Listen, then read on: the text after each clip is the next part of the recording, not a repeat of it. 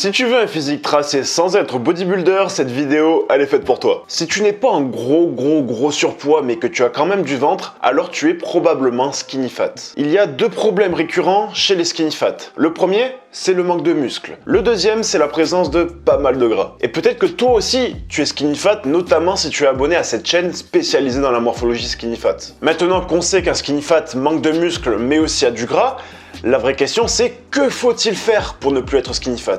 Est-ce qu'il faut faire une prise de masse? Est-ce qu'il faut faire une sèche? Est-ce qu'il faut faire un maintien? Là est la question. Si t'es confus, cette vidéo est faite pour toi. Je vais te dire exactement ce que tu dois faire en tant que skinny fat. Ça va faire maintenant plus de 8 ans que je me forme. J'ai également passé un diplôme de coach sportif, faisant de moi un coach sportif diplômé. Durant toute cette expérience, j'ai constaté qu'il y a 3 types de skinny fat. Je vais donc te présenter ces 3 types de skinny fat avant de te dire exactement quoi faire. Tu vas sûrement être surpris parce que ce n'est pas des conseils habituels que je vais te donner, parce que la morphologie skinny fat, elle est spéciale. Le premier type de skinny fat, c'est le skinny fat léger, le skinny fat. Le skinny fat ou le skinny fat léger, c'est le skinny fat qui, d'apparence, est vraiment fin. Quand il est habillé, on dirait qu'il est skinny, mais en fait, il a quand même du ventre. Il a quand même du gras.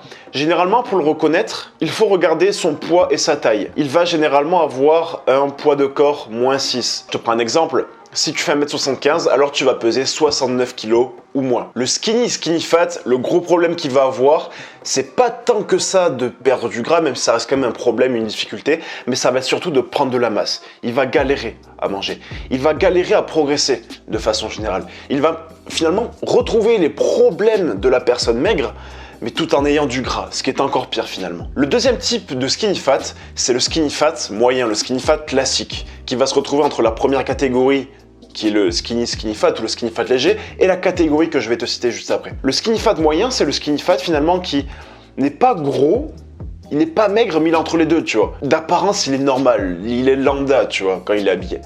Mais il a du gras quand il enlève le t-shirt, il a du ventre. Il a même peut-être un petit peu de sein, entre guillemets. Généralement, on peut le comparer aussi par rapport à son poids de corps. Il va être autour d'un poids de corps de -6 à +6. Par exemple, pour un gars qui ferait 1m75, il fera généralement entre 69 et 81 kg.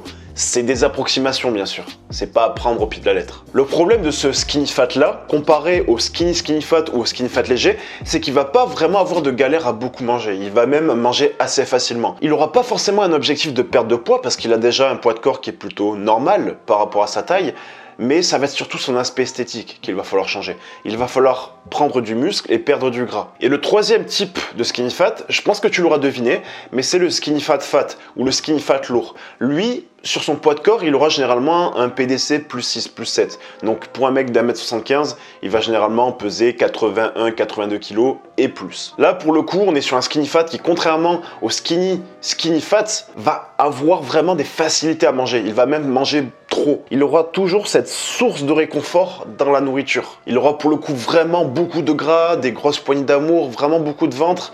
Il sera pas obèse ni en très gros surpoids, mais il aura un corps vraiment très peu esthétique, assez gras, un corps vraiment qui n'est pas beau objectivement à voir. Maintenant, tu ne fais pas forcément partie de ces 3 catégories. Peut-être que tu es entre le skinny normal et le skinny fat ou le skinny fat léger, ou peut-être que tu es entre le skinny fat normal et le skinny fat ou le skinny fat lourd, peu importe l'appellation. Mais peu importe la catégorie où tu es, ça, on s'en fout.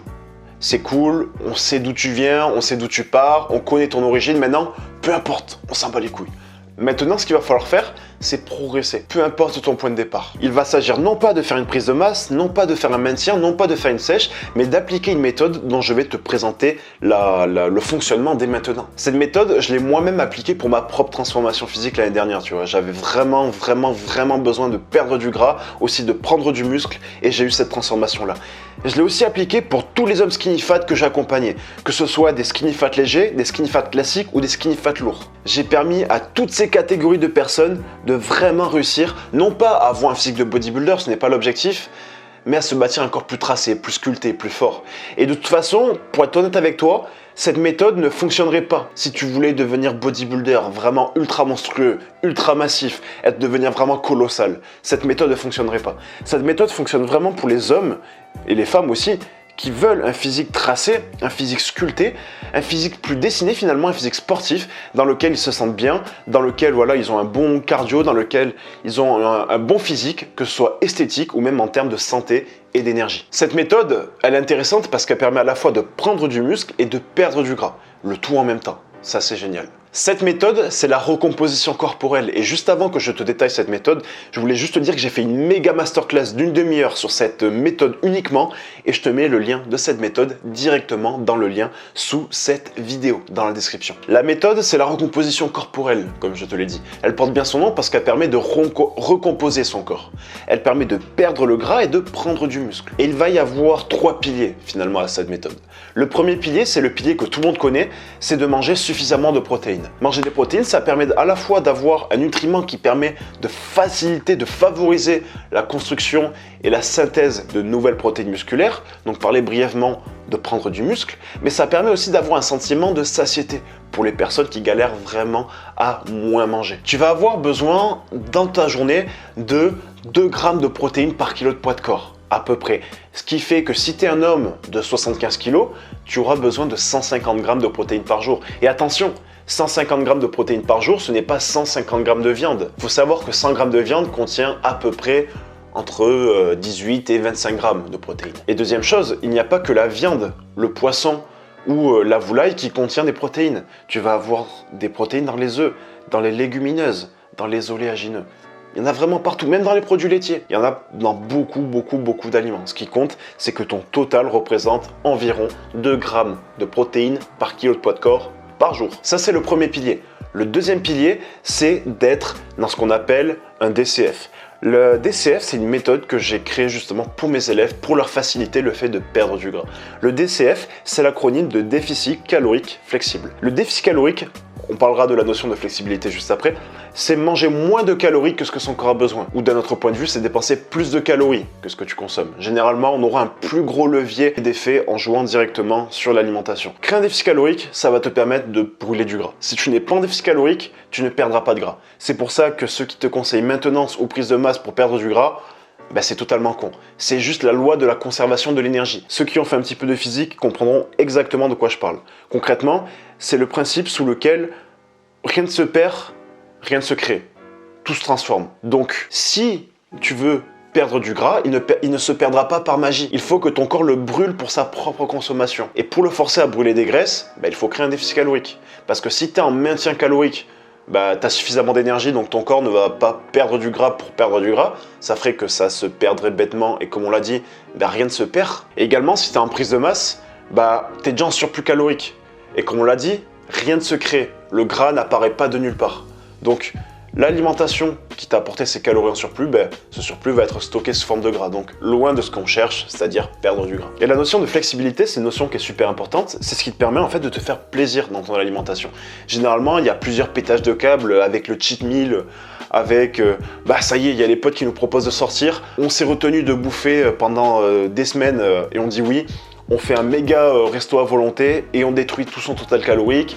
C'est un cercle vicieux parce que on se dit ah ouais putain c'est bon c'est pas grave, je recommencerai à bien manger dans une semaine. Pendant une semaine on fait n'importe quoi, on reprend plein de gras, on n'est même plus motivé à continuer parce qu'on a l'impression d'avoir tout gâché, donc on continue de bouffer de la merde et on retombe sur le physique qu'on avait avant. Le principe de la diète flexible, c'est non pas de faire des gros repas dégueulasses comme je l'ai dit là, et qui vont détruire ta progression, mais vraiment d'avoir cette harmonie dans ton alimentation avec à la fois des aliments sains te permettant d'avoir tes nutriments et te permettant aussi de rester en déficit calorique, tout en ayant aussi une alimentation, pas forcément malsaine, mais une alimentation qui te fait plaisir, tu vois. Avec des aliments qui sont peut-être un peu moins sains, mais qui te permettent de conserver un déficit calorique et qui te permettent de te faire plaisir. Et le tout au quotidien. Ça peut être un simple exemple. Peut-être qu'au lieu de bouffer un fromage blanc tout fade, tu vas te manger avec ça un petit peu de chocolat ou avec un petit peu de confiture en fonction de tes goûts, tu vois. Ce n'est pas ça qui va te faire prendre du gras.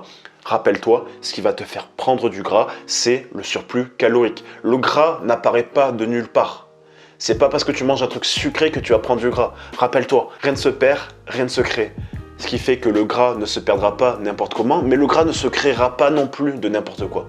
le gras se crée à partir d'un surplus de calories et non pas à partir de malbouffe. Donc le premier pilier, c'est l'apport en protéines. Le deuxième pilier, c'est d'être en déficit calorique flexible, le fameux DCF. Et troisième pilier, j'en parle tout le temps, mais pitié, il faut un entraînement adapté.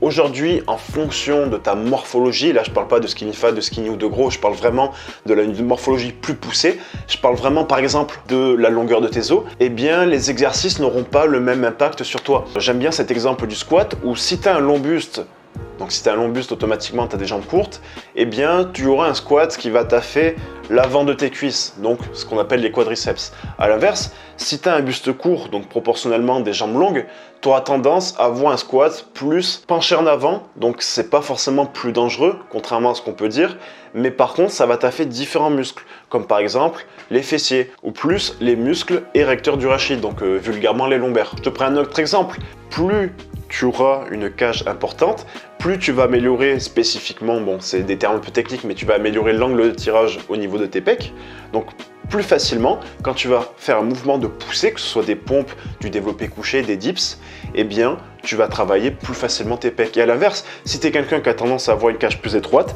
tu vas avoir un angle de tirage qui va être moins important, donc tu auras plus tendance à sentir tes épaules ou tes triceps. Et c'est pour ça qu'on voit des personnes qui ont souvent une cage assez fine, comme moi finalement, hein, ou des épaules assez importantes en termes de largeur. Ce qui fait que ces deux caractéristiques, le fait d'avoir une cage étroite et ou des épaules assez larges, tu auras des relativement gros bras, mais des pecs en point faible.